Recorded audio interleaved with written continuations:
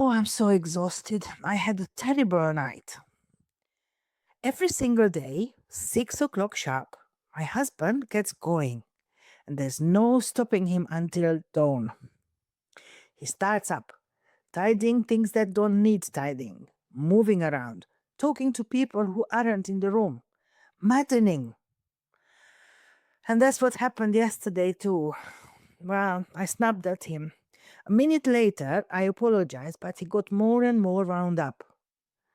By midnight, I couldn't keep my eyes open. I just went to bed. But I could still hear him down there. Drawers opening, drawers closing, keys, locks, muttering. I didn't get a wink of sleep.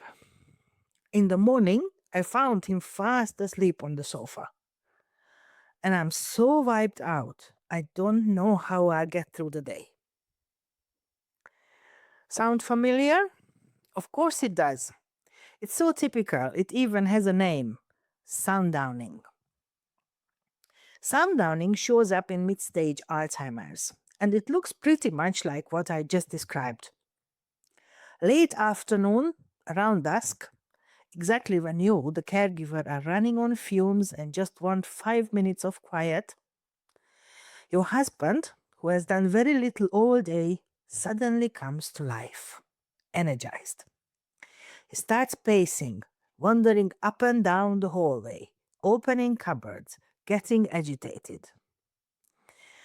Oh, James, just stop it, for God's sake, you tell him, annoyed. But the more you tell him to stop, the worse it gets. Let's look at why this happens and what you can do about it. To understand sundowning, you need to understand circadian rhythm. We are biologically wired for a 24-hour day. Think of it like this. Every cell in your body has a tiny clock, and these clocks are supposed to be in sync, like an orchestra. If all the instruments play in sync, there's harmony. We call that music. But if the instruments are out of sync, we call it noise.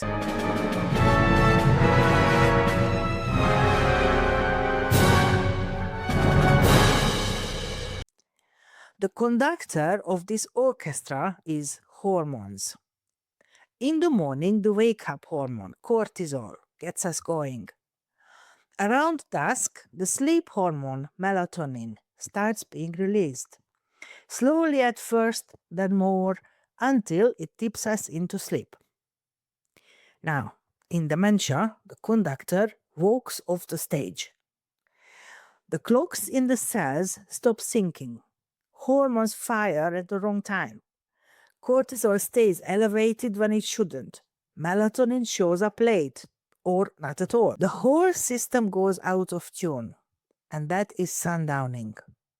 The pacing, the agitation, wanting to go home when they are very much at home, talking to people who are not there, is just maddening.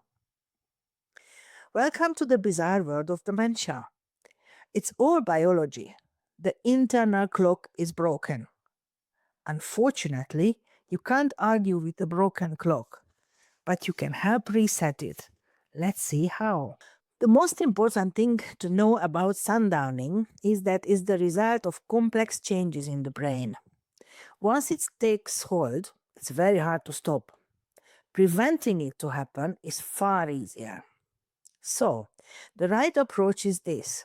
If your loved one sundowns regularly, you build the entire day around preventing it to happen. Every choice, like when they wake up, when they move, when the curtains close, when the lights dim, is a brick in that sundowning prevention wall. One of the important rules is keep a routine. The brain loves predictability. Remember when your kids were babies? You did this evening routine. Bath, milk, song, lights down. And that's what made them feel safe. You were training their developing brain that the day was coming to an end. Now, a person with dementia needs the exact same thing, routine and predictability. So what do we do? Stick to a daily routine like breakfast, medication, toileting. everything at the same time in the same order. But for that, they have to be awake during the day. So don't let them sleep through the day. Why? Because a long daytime sleep is a guarantee they will wake up fresh and energized exactly when you want your peace in the evening, and they'll be active until the small hours. So, no long naps, especially after 3 p.m. A short rest after lunchtime is fine, but nothing more than that. I know.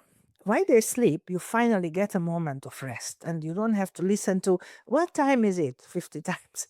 I get it. But sleeping in that armchair all day is the very fuel for sundowning chaos. Wake them up, even if they grumble. Take them for a walk. Get them moving. I'll be honest, for the first few days, it's going to be hard. But within a week, you should start to see the chaos starting at 6 o'clock lift. The next rule is about light. Light is the loudest signal we send to the circadian rhythm. Bright light says day. Dim light says night. So in the morning, start the day by opening the curtains wide. Let the daylight in. If you can, get your loved one outside to the garden. Even 10 minutes of real daylight works wonders.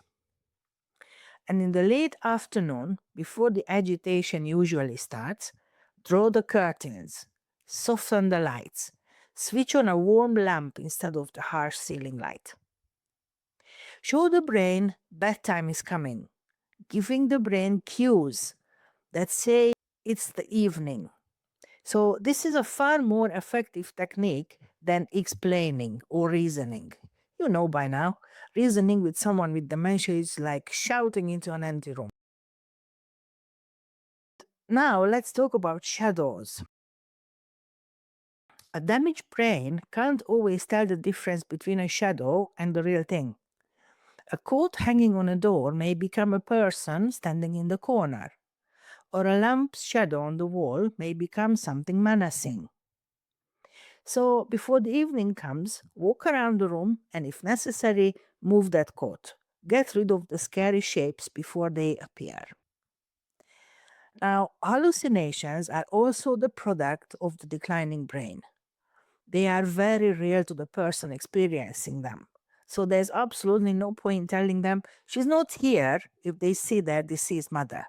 If the hallucination doesn't scare them, no need for intervention. If mom is having a pleasant chat with her sister who passed away 10 years ago and she looks calm and happy, let her have the visit. But if there's a man in the corner who makes them frightened, you step in, not with logical explanations, with your hand on their arm, distracting them gently, talking to them calmly. It's all right, dear. You're safe. Come, let's sit down for a little while. I'm right here with you. You can't logic them out of a hallucination, but you can be the safe thing in the room.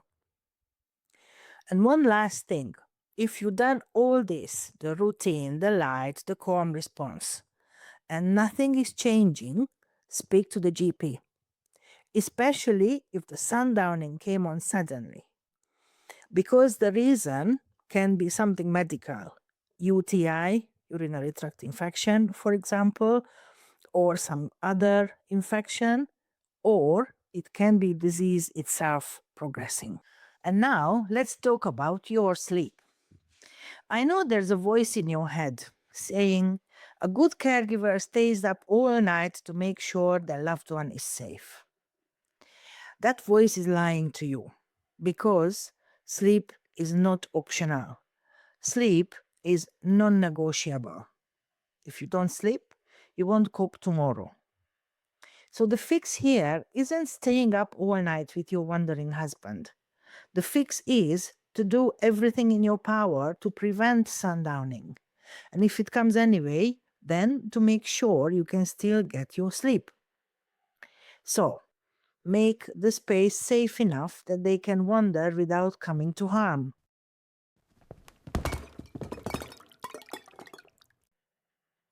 Make sure they can't do anything dangerous. And then go to bed. Use earplugs if you need to. Cover your eyes in case they walk through the house switching on every single light. And then sleep. Because if you don't, you will pay the highest price possible, your health, your mental health. So, let's recap.